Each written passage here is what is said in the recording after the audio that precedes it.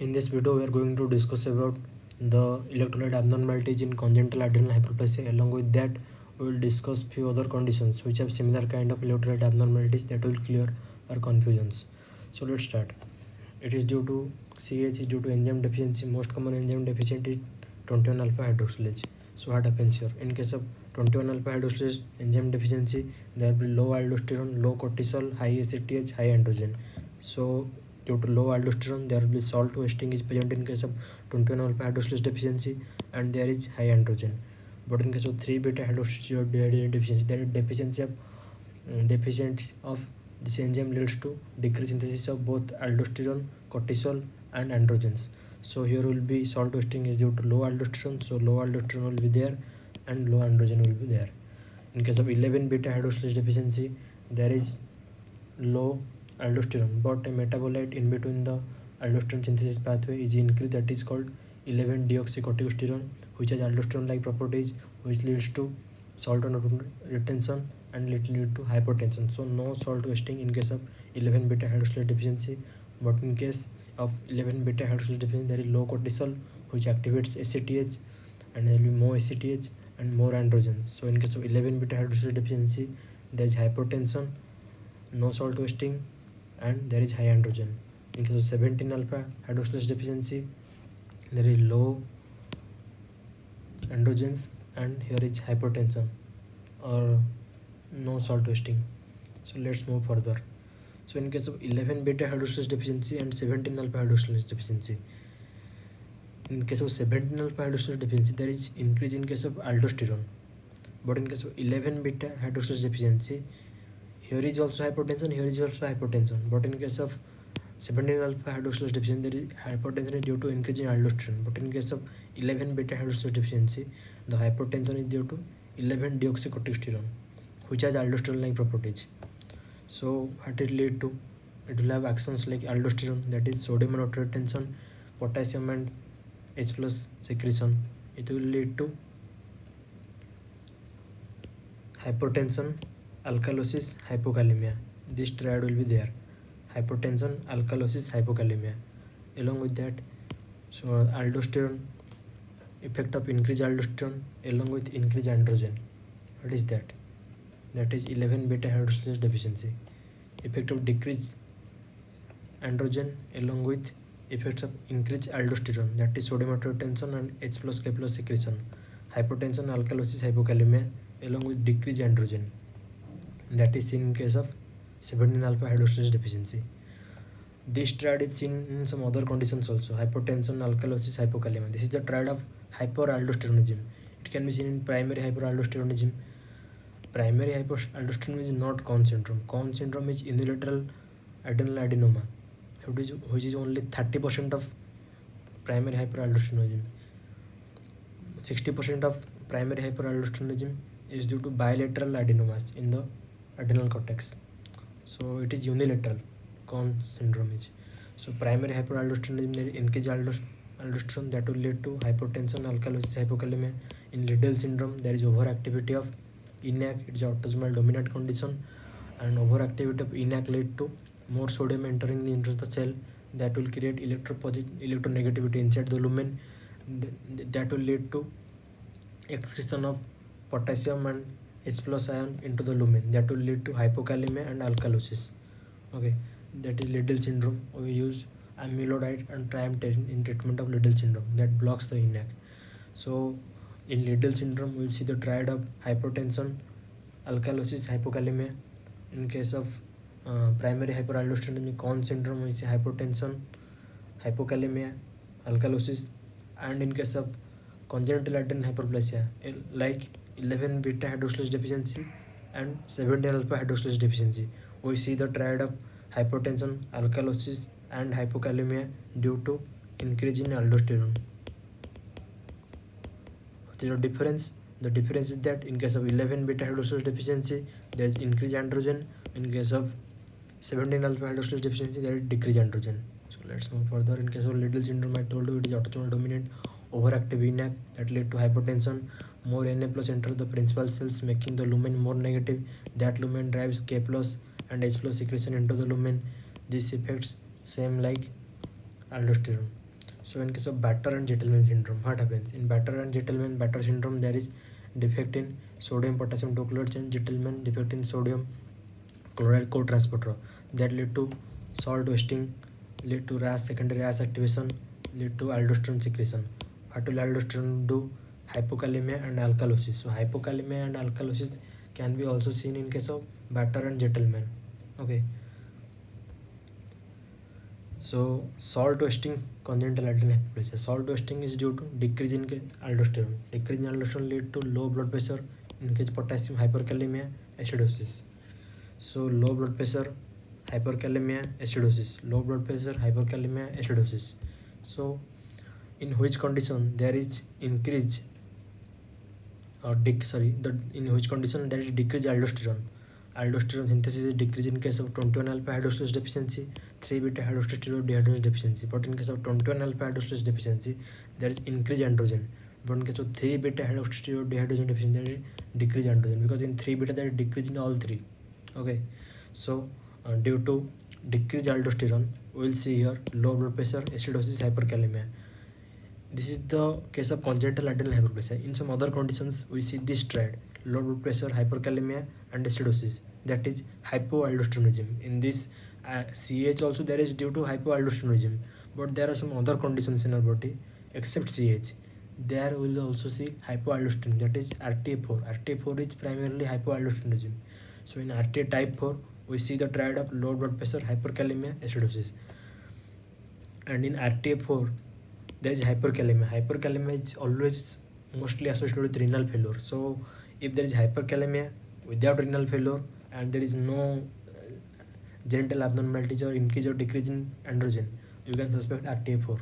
But if low blood pressure, acidosis, hyperkalemia, along with that we have genetic abnormalities, genital abnormalities, there we can suspect congenital adrenal hyperplasia. So let's discuss again hypertension, male under virilization. Male under virilization is due to decrease in androgens. Male under virilization is due to decrease in androgen. That is in case of 17 alpha hydroxylase deficiency. In 17 alpha hydroxylase deficiency, there is decrease in androgen and increase in aldosterone, which lead to hypertension. Hypertension plus male precocious puberty. Male precocious puberty is due to increased androgen, in which case there is hypertension and increased androgen. Hypertension is due to increased aldosterone and it is due to increased androgen. In case of 11 beta hydroxylase deficiency, here the aldosterone effect is due to 11 deoxycorticosterone, but there is low aldosterone actually. If you measure the serum level of aldosterone, it will come low.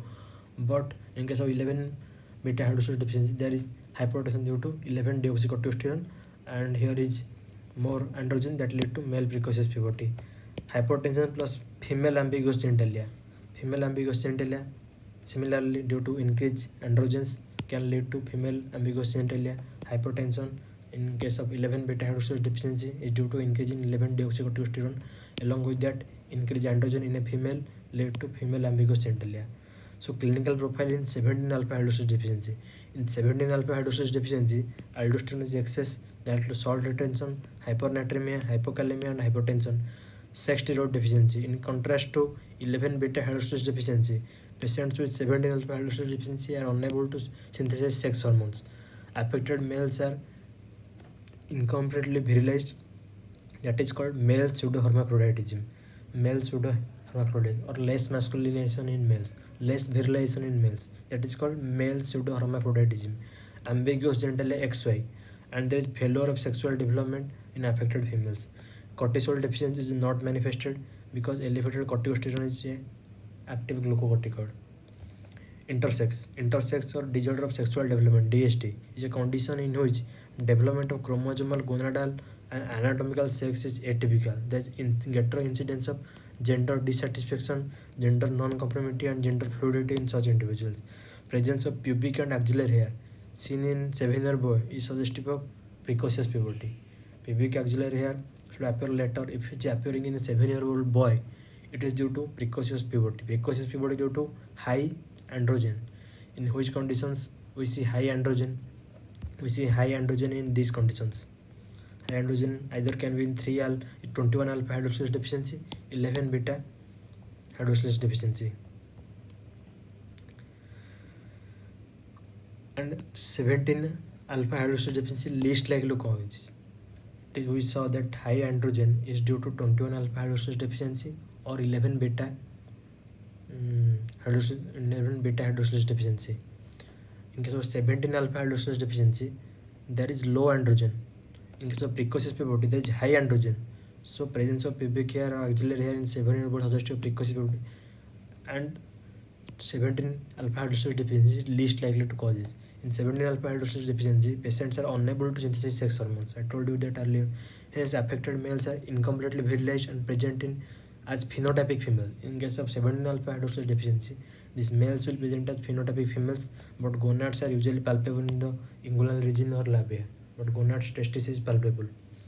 Both in 21 alpha hydroxylase and 11 beta hydroxylase deficiency, the respective precursor to hormone stunted androgen synthesis pathway, resulting in respective precursor to hormone stunted to androgen synthesis pathway, resulting in all signs and symptoms of androgen excess, including virilization of female and precocious puberty in male.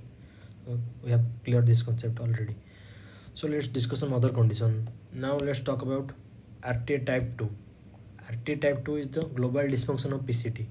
Global dysfunction of PCT that lead to HCO3 excretion. PCT function is to absorb or reabsorb HCO3 minus.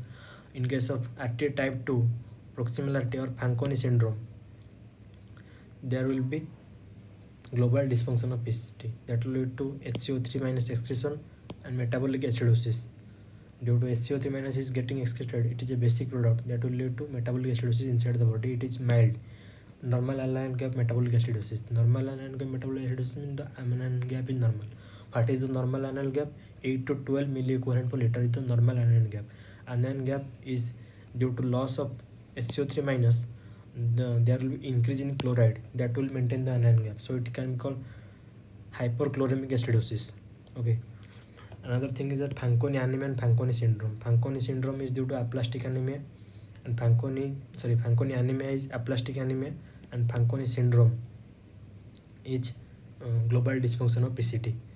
And in what other findings we see in RTA type 2, the PCT is non-functional, so phosphorus will be lost in urine that will lead to renal rickets, glucose loss in urine because it is also absorbed in the PCT, that will lead to euglycemic glycosuria. Glucose level in our body is normal, but in urine glucose concentration is increased, that is called euglycemic glycosuria due to this dysfunction in PCT. Amino acid loss in urine because amino acid also reabsorbed in the PCT, so amino acid loss in urine that will lead to wasting. Salt and water depletion because sodium is lost in urine along with bicarbonate ion, that will lead to salt and water depletion, that will lead to secondary reactive acidity, but it is mild because the sodium which are excreted from the PCT, they are later getting reabsorbed in the collecting duct by the ENaC. So the RAS activation will be milder, that will lead to increase in aldosterone and hypokalemia. Aldosterone will cause excretion of K plus into the lumen, that will lead to hypokalemia, but it is mild. Okay, but in case of we discuss in RT1, there is severe salt and water depletion that will lead to secondary activation which is more severe and lead to more increase in aldosterone that lead to severe hypokalemia. So hypokalemia is more severe in RT1 as compared to RT2. So RT2, so then discuss some causes. So acquired causes we see mostly in adults, that is outdated tetracycline and multiple myeloma. Outdated tetracycline drug which causes Fanconi syndrome. Outdated tetracycline is an important question, and multiple myeloma in adults can lead to Fanconi syndrome. Inherited conditions in children, genetic association like cystinosis, Lowe syndrome, Wilson disease, galactosemia. Cystinosis, it is an autosomal recessive condition. It is due to mutation of CTNS gene. CTNS gene codes for a protein that lead to cystine into the cell. So cystine comes into the cell, active cystine crystal deposition, hexagonal inside the lysosome, cytoplasm. Cystinosin transports cystine into the cytoplasm. This mutation of CTNS gene leads to this thing not happens from the lysosome cysteine cannot come out into the cytoplasm due to deficiency or due to mutation of CTNase gene. This cysteine can't come out of the lysosome into the cytoplasm. That will lead to accumulation of cystal crystals inside the lysosomes. It will happen in kidneys, in cornea. It is visible in slit lamp, other organs like liver, bone marrow, lymph node, brain, WBC. So what happens in case of cystinosis? Cystinosis, there is mutation of CTNase gene. CTNase gene required for a protein, codes for a protein is called cystinosin. Cystinosin is required for transport of cystinosin out of the lysosome into the cytoplasm. So if this is defective, then cysteine level will increase inside the lysosome. That will lead to cysteine crystal deposition, that is hexagonal. And we have Lowe syndrome. Lowe syndrome is due to genetic defect in OCRL1. OCRL stands for oculocerebrorenal Lowe gene. Oculocerebrorenal Lowe gene. Oculocerebrorenal Lowe genes. Lowe syndrome is another cause of RT type 2. Clinical manifestation OCR syndrome. Oculocerebrorenal syndrome. Ocular means congenital cataract, below ophthalmos. Cerebral means hypotonia, low IQ. Renal means Fanconi syndrome. So oculocerebral renal syndrome, that is Lowe syndrome. Renal means Fanconi anemia or RTA type 2. So what will be the electrolyte abnormality in Fanconi syndrome or RTA type 2? There will be hypokalemia. I told you, due to more hypokalemia is due to salt and water retention that lead to RAS activation, and more Na plus rich the ENaC, there will be more K plus secretion into the lumen, that will lead to hypokalemia. Mild volume depletion activates RAS, further potassium loss, and increase in chlorine to replace lost HCO3 minus, that is called metabolic hypochloremic acidosis. That is all the findings we see in case of proximal RTA or type 2 RTA or Fanconi syndrome. Now let's move further. Now let's discuss about type 1 RTA. We have H plus ATPase and K plus H plus ATPase. They are present in alpha 1 cell of cortical collecting duct. So this H plus ATPase absorbs, secretes H plus into the lumen, and H plus K plus ATPase secretes H plus into the lumen and absorbs K plus from the lumen. So it both actively secrete H plus into the lumen if there is defective in these channels. So these channels can't secrete H plus into the lumen.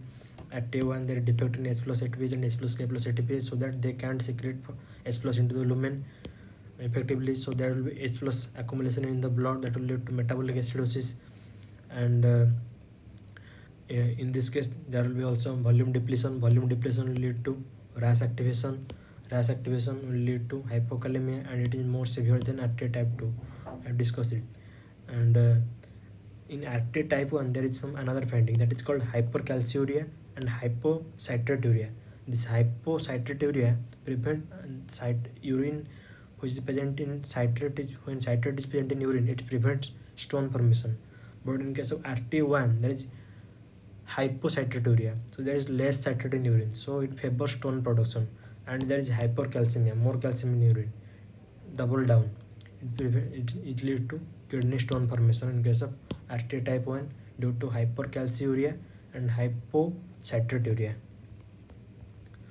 So this is the main important thing we have now. So hypokalemia and acidosis. Hypokalemia and acidosis due to secondary RAS activations in case of RTA1 and RTA2. It is more severe in case of RTA1 as compared to RTA2. If you see hypokalemia and acidosis, we will suspect RTA1 or RTA2. In RTA1 there will be loss of calcium and hypocytaturia, it is more severe, and it rickets due to loss of calcium. In RTA2 there is phosphate loss that lead to ricket, HCO3 minus loss, bicarbonate loss, euglycemic glycosuria, and amino acid also loss, and it is less severe. This is hypokalemia and acidosis. This is seen in case of RTA1 and 2. Hypokalemia plus acidosis. Alkalosis. Hypokalemia plus acidosis seen in case of RTA1 and RTA2. Hypokalemia plus alkalosis.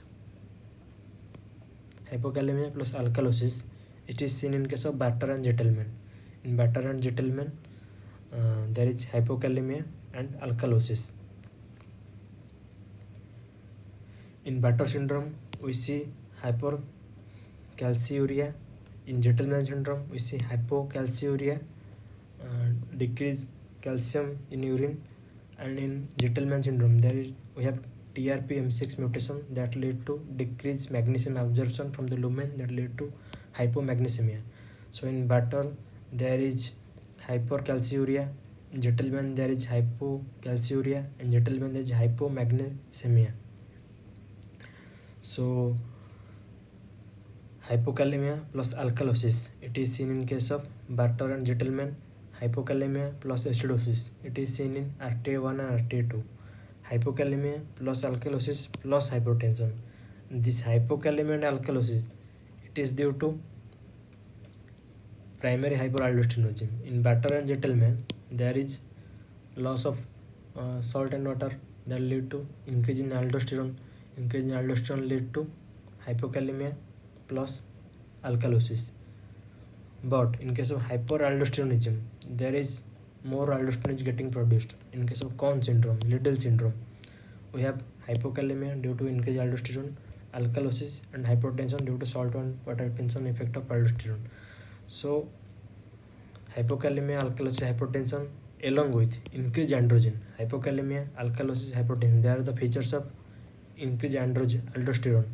Increased aldosterone plus increased androgen, it is due to 11 beta hydroxylase deficiency, because in 11 beta hydroxylase deficiency there is literally, if you measure the aldosterone level, it will come low, but there is hypertension or alkalosis or hypokalemia. It is due to the effect of 11 deoxycorticosterone, which is increased in case of 11 beta hydroxylase deficiency. And that hypokalemia, alkalosis plus hypertension along with decreased androgen. Decreased androgen is due to 17 alpha hydroxylase deficiency. Hyperkalemia plus acidosis, it is in case of RTA type 4. RTA type 4 is hypoaldosteronism when there is low aldosterone. When there is low aldosterone, that will lead to hyperkalemia plus acidosis. So hyperkalemia plus acidosis plus increased androgen.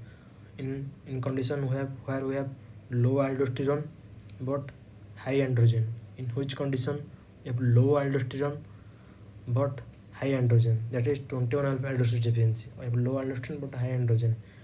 And low aldosterone plus low androgen, it is seen in 3 beta hydroxylase dehydrogen, because there is low all three: aldosterone, cortisol, androgen. So we have cleared this all those things. This is the most important slide. So let's move forward. So congenital adrenal hyperplasia most commonly present as female pseudohermaphroditism, because most common congenital adrenal hyperplasia is 21 alpha hydroxylase deficiency. So 21 alpha hydroxylase deficiency, there is increased androgen. So increased androgen lead to female ambiguous genitalia, that is female pseudohermaphroditism. And most common enzyme deficiency 21 alpha hydroxylase deficiency. A female pseudohermaphrodite is a genotypically normal female, so it is 46XS, but whose external genitalia resembles males or ambiguous genitalia due to increased androgen exposure during her fetal life. The most common enzyme deficiency leading to childhood hypertension is 11 beta hydroxylase deficiency. So we discuss about that 11 beta hydroxylase deficiency. There is literally low aldosterone, but hypertension is due to aldosterone like effect of increased metabolite, that is 11 deoxycorticosterone. So this enzyme deficiency 11 beta hydroxylase is the most common cause of childhood hypertension, causing congenital adrenal hyperplasia. Hypertension in congenital adrenal hyperplasia due to 11 beta hydroxylase deficiency followed by 17 alpha hydroxylase deficiency. So hypertension, if a question is asked, child has hypertension, what are the most common enzyme deficiency which can lead to hypertension in the child? First is 11 beta hydroxylase, second is 17 alpha hydroxylase. But in case of 11 beta hydroxylase deficiency, there will be high androgen, but in case of 17 alpha hydroxylase deficiency, there will be low androgen. Cortisol and aldosterone deficiency cannot be manifested because corticosterone is synthesized from progesterone, hence no sign of adrenal insufficiency. 21 alpha hydroxylase deficiency causes salt wasting, resulting in hypertension. So now we have important concept: the difference between aldosterone synthase deficiency or other form of CH. So aldosterone synthase is present in case of zona glomerulosa. It converts converts this metabolite. Aldosterone converts corticosterone to aldosterone. This is aldosterone synthesis enzyme. Corticosterone to aldosterone. So in case of salt losing or salt wasting is hyponatremia and hyperkalemia. It is due to increase in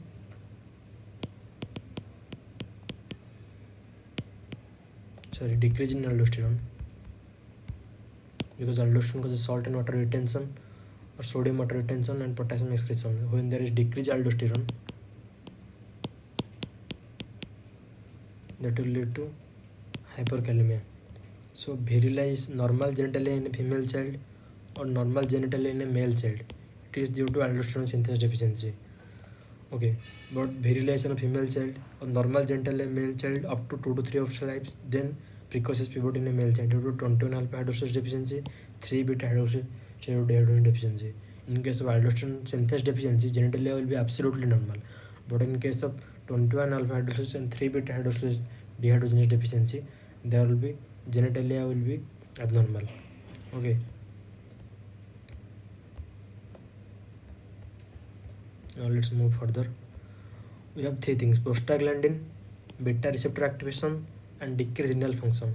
All these 3 leads to increase in renin. Increase in renin is due to prostaglandins, beta receptor activation, mostly beta 1, and renal decrease in renal function related to secretion of renin. So NSAIDs, beta blocker, NSAIDs inhibits prostaglandin, beta blockers blocks beta receptor, aliskiren direct renin inhibitor, and diabetic neuropathy affects these beta receptor dysfunction. These conditions will lead to decreased renin. So we have 3 conditions that lead to increase in renin. One is prostaglandin, beta 1 receptor, decreased renal perfusion. So if you give NSAIDs which blocks prostaglandin, if you give beta block beta 1 receptor, aliskiren directly inhibits renin, or diabetic neuropathy, that beta 1 receptor dysfunction. In this condition there will be decreased renin. So decreased renin, aldosterone system will be, all these things will be decreased. So aldosterone will be decreased in all these conditions. What is called hyporeninemic hypoaldosteronism. Renin is low, along with that aldosterone is low. It is called hyporeninemic hypoaldosteronism. Now we have a condition, it is called hyporeninemic hypoaldosteronism. Renin is high but aldosterone is low. In which condition renin is high but aldosterone is low? Aldosterone synthesis is inhibited in this condition. That is the most important point. Renin is high but aldosterone is low. It is due to aldosterone synthesis inhibitor. First we have adrenal insufficiency. Renin is high but due to adrenal insufficiency, aldosterone can't get synthesized. So that is Addison's disease.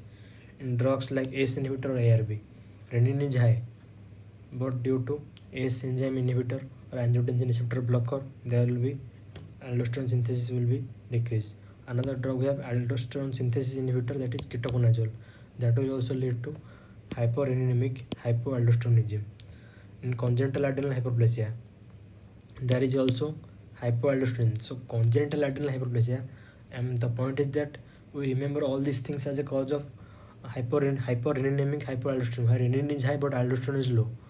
Congenital adrenal hyperplasia, that is also another condition where we see hyporeninemic hypoaldosteronism due to decrease in aldosterone in case of 21 alpha hydroxylase deficiency, 3 beta hydroxylase dehydrogenase deficiency.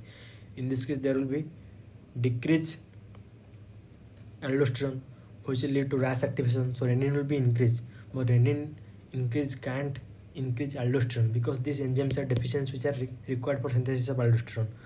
So in 21 alpha hydroxylase deficiency and 3 beta hydroxylase dehydrogenase deficiency, there will be hypereninemic hypoaldosteronism.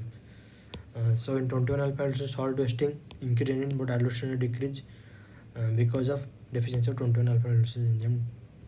Now the clinical scenario of hyperpigmentation, history of bilateral adenectomy, MRI showing enlarged pituitary adenoma, is diagnosis of Nelson syndrome. So let me tell you about this in brief. Nelson syndrome, when you do bilateral adrenalectomy, so there will be decreased cortisol.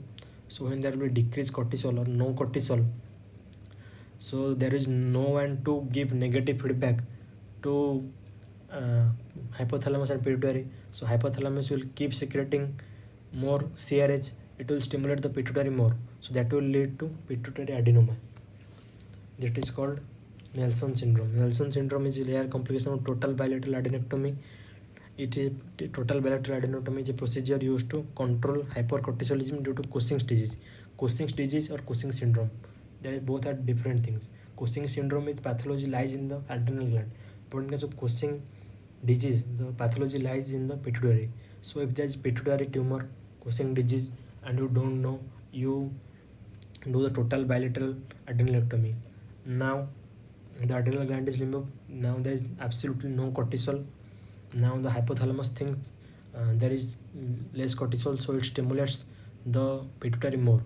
So there was previously a ACTH secreting pituitary adenoma. Now this CRH will stimulate the pituitary more.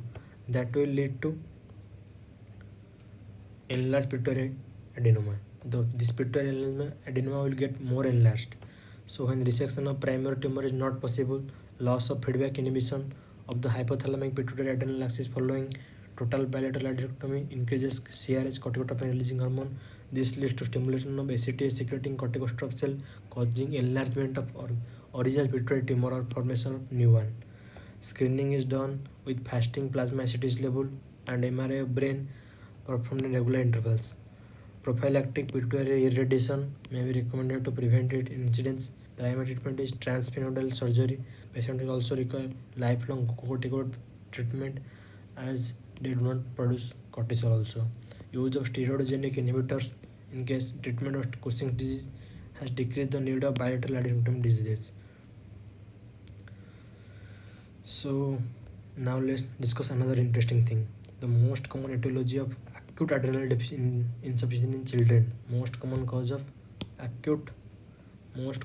infectious etiology of acute adrenal insufficiency in children, meningococcemia. Okay, this is the most common infectious etiology in children causing meningococcemia is caused by Neisseria meningitidis. Meningococcemia is called by Neisseria meningitidis. It is the most common infectious etiology causing acute adrenal insufficiency in children. So acute adrenal insufficiency in children is due to Neisseria meningitidis causing meningococcemia. So what is Waterhouse-Friderichsen syndrome? So Waterhouse-Friderichsen syndrome is adrenal apoplexy due to fulminant bacterial infection. Most common is meningococcus. Clinical features is that non-specific spike figure, rigors, vomiting, headache, and DIC. So what happens in meningococcemia or infection of Neisseria meningitidis? There will be DIC. DIC lead to hemorrhage at the adrenal gland. This hemorrhage at the adrenal gland will lead to hypoxia of the adrenal gland. That will lead to decrease in synthesis of adrenal hormones. So due to DIC there will be large petechial rashes in skin and mucous membrane, hypotension, and septic shock. Most common infectious cause of chronic Addison's disease in India is tuberculosis. Most common cause of chronic Addison's disease in India is tuberculosis, but in children, most common infective etiology of acute adrenal insufficiency is meningococcemia due to Neisseria meningitidis. Tuberculosis is a slow incident destruction of adrenal gland over months to years. An acute crisis as seen in this characteristically caused by meningococcus. Petechial rashes in meningococcus infection. So these are the petechial rashes seen in case of meningococcus infection. So in meningococcal infection, we see petechial rashes. Now let's discuss some other conditions. Addison's disease is due to primary adrenal insufficiency due to acquired lesions of the adrenal cortex which prevent the production of cortisol and upper aldosterone. Hence, due to mineralocorticoid deficiency, there will be hyponatremia, hyperkalemia, hypotension. Due to deficiency of cortisol stimulate the production of ACTH, increased lead to hyperpigmentation, including areas not exposed to the sun, such as buccal, mucosa, and gums. Addison's disease is characterized by hyponatremia, hyperkalemia due to, and hypotension is due to decreased aldosterone. Hypoglycemia due to decrease in cortisol, increased ACTH level, metabolic acidosis, and hyperpigmentation. ACTH stimulation test, low cortisol level before and after the administration of ACTH suggestive of primary adrenal insufficiency or Addison's disease. So Cushing syndrome Cushing syndrome is characterized by excess glucocorticoid. It can be due to prolonged exogenous administration of glucocorticoid. In fact, this is the most common cause. And excess endogenous cortisol secretion in children less than 7 years. It is due to bifunctional adrenal cortical tumor. In children less than 7 years, the Cushing syndrome is most commonly due to a functional adrenocortical tumor. In children more than 7 years, it is most often due to ACTH producing pituitary adenoma. That is called Cushing's disease. In case of Cushing disease, if you do total bilateral adenectomy, you will see Nelson syndrome. That will lead to further enlargement or new development of pituitary adenoma, which secretes ACTH. So this was the pathway. This is the most important pathway for synthesis of these aldosterone, cortisol, and testosterone or androgens. So from cholesterol, we have pregnenolone by the enzyme 3-beta hydroxysteroid dehydrogenase, and from progesterone, from progesterone 11-deoxycorticosterone, aldosterone, and from pregnenolone to 17 hydroxypregnenolone due to 17 alpha hydroxylase progesterone to 17 hydroxyprogesterone 17 alpha hydroxylase. So if 17 alpha hydroxylase deficient, there will be no cortisol and no androgens, only aldosterone will produce, that will be increased. So 3-beta hydroxylase deficiency, there will be decrease in all three. So 21 alpha hydroxylase deficiency, there is decrease in aldosterone, decrease in cortisol, but increase in androgen. In 11-beta hydroxylase deficiency, there is decrease in aldosterone but increase in 11-deoxycorticosterone, that has aldosterone-like effect. And there is decreased cortisol, and this 11-deoxycortisol, it is increased and it has cortisol-like effect. So there will be no symptoms such as like of decreased cortisol, but here will be increased androgen. In aldosterone synthesis deficiency, there will be decreased aldosterone. Features will be of decreased aldosterone like hyperkalemia and acidosis. So this is the most important step. Now let's discuss some questions. So 10-day-old male neonate brought to poor feeding, vomiting, lethargy, weight loss, examination shows dehydration. Blood pressure is low, means aldosterone is low. Sodium is, what is normal sodium level? 145. So it is sodium is low. Potassium is high, 3.5 to 5.5. It is 7.2. So potassium is high. So aldosterone is low, and glucose is less. Glucose is less, that means cortisol is also low. So cortisol is also low, and external genitalia are normal male. So male external genitalia is normal. So it is mostly due to 21 alpha hydroxylase deficiency, because in 21 alpha hydroxylase aldosterone is decreased, cortisol is decreased, that will lead to increase ACTH, that will lead to increase androgen. Increase androgen in case of male will have precocious puberty. So in case of 10-day-old neonate, there will be no precocious puberty. So there will be the external genitalia will be normal. But in case of female, increased androgen lead to ambiguous genitalia. So the answer in this case is 21 alpha hydroxylase deficiency. Now let's discuss this question. A 6-year-old boy has early pubic hair, acne, rapid linear growth, enlarged penis, but testes remain pivotal in size 3 ml each. Laboratory findings shows increased testosterone. So here the pubic hair, acne, linear growth, enlarged penis, it is due to increased androgen. Androgen or testosterone. So this androgen is produced by adrenal gland. So adrenal gland is producing more androgen that is converted into testosterone. If there is increased testosterone, it will inhibit LH and FSH obviously, and 7-hydroxyprogesterone levels are markedly elevated. So 7-hydroxyprogesterone is this. So it is 21 alpha hydroxylase deficiency. So 21 alpha hydroxylase deficiency, decrease aldosterone, decrease cortisol, increase androgen. So the question is, what is the best explanation for small testes? So question says he has enlarged penis, linear growth, pubic hair, acne, all the features of increased androgen, but why there is small testes? So testis is due to growth of testis grows by the stimulation of FSH and LH. So the boy has early pubic hair, acne, enlarged pelvis, small testes, 16 is due to 21 alpha hydroxylase deficiency. So this excess androgen are coming from the adrenal gland, not from the testis. This gonadotropin independent peripheral precocious puberty. This is peripheral precocious puberty, because the androgens are synthesized from the periphery, not from the testes.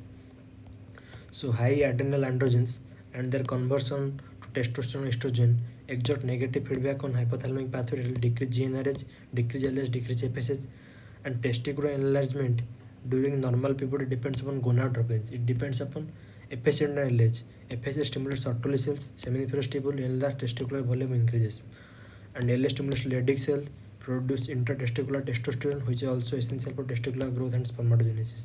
So this FSH and LH, they are responsible for the growth of testes, but here the enlarged penis is due to the external parts are due to DHT. External sexual features are due to DHT.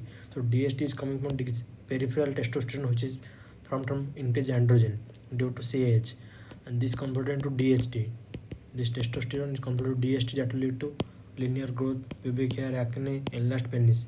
But testis size increases, it depend on FSH and LH. So here is low FSH and LH. So in CAH, FSH and LH are suppressed because there is already high testosterone that is converted from androgen in case of CAH 21 alpha hydroxylase deficiency. Therefore, the testes are not being stimulated and they remain prepubertal even though the circulating testosterone is high from the adrenal glands. So high is penis enlarged, then the penis responds to circulating androgen, especially DHT, regardless of where they are coming from, adrenal glands or testes. So penis enlarges, pubic hair develops, acne develops. It is due to DHT, but the testis remains small. It is because it depends upon FSH and LH being of its growth. This is a combination of peripheral precocious puberty. So peripheral precocious puberty, we see enlarged penis, pubic hair, and acne, but testis is small. It is peripheral precocious. So what is the difference between central precocious puberty and peripheral precocious puberty? Central precocious puberty, hypothalamus activates early. So hypothalamus is getting activated earlier, so there will be increased GnRH, increased LH, increased FSH, Sertoli cell proliferate, Leydig cell proliferate, Leydig cell secrete testosterone. So there will be testosterone will also increase, and there will be seminiferous tubule enlarged, testis enlarged because FSH and LH are increasing. So here testis is enlarged due to increased testosterone. There will be increased DHT also, that will lead to penis enlargement. So there will be penis enlargement, testis enlargement, all these things. But it's a peripheral precocious puberty. Androgens come from outside the HPO axis, like adrenal gland in CH. Testosterone may be high. Negative feedback suppresses the GnRH. It decreases LHFSH. Sertoli cells are not stimulated. Seminiferous tubule remains small, so testis remains small. So both penis and testis, they are enlarged in central precocious puberty. Only penis is enlarged. Testis remains small in case of peripheral precocious puberty.